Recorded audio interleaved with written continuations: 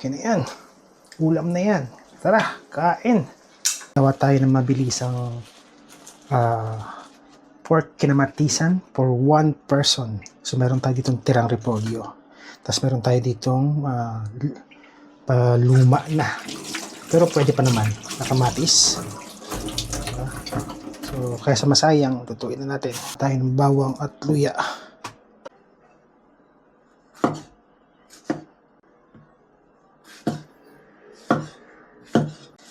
Sibuyas. Kahit silang pwede na yan.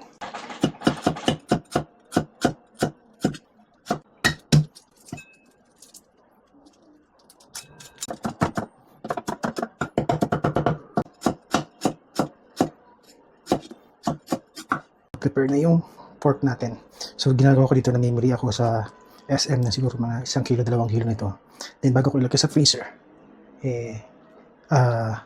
hinihiwa-hiwalay ko na siya base sa mix ko. And nag-iisa lang naman ako dito. So ganyan lang karami. Okay na yan. Hanggang 2 laman. Meron pa tayong tira na repolyo. Tanggalin lang natin yung medyo luma na. Okay, tinanggal niyan. Yun. Maganda pa yan.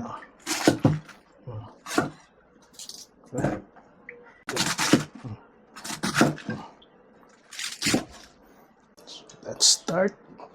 Mabilisan lang. Sangkot siya natin yung pork. Konting-konti lang hanggang sa maluto lang siya.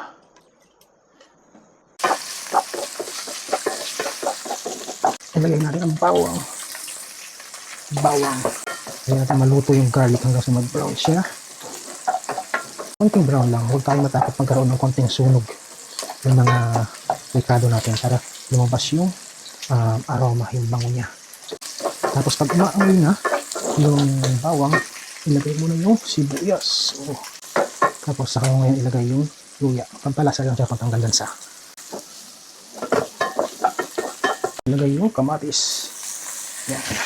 Hintayin natin na malusaw or maluto ng husto yung kamatis. Ilagay natin siya ng paminta. Konting asin. Pampalasa lang. Konting-konti lang. Kasi lalagyan pa yan natin ng patis. Lagyan na natin. Konti lang.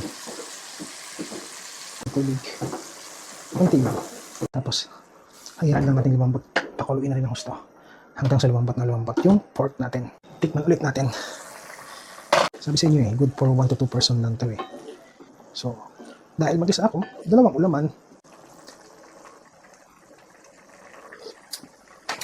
Pwede na. Hindi na ako magdagdag ng tubig. So, lagyan natin ang repolyo. Okay na yan. Ulam na yan.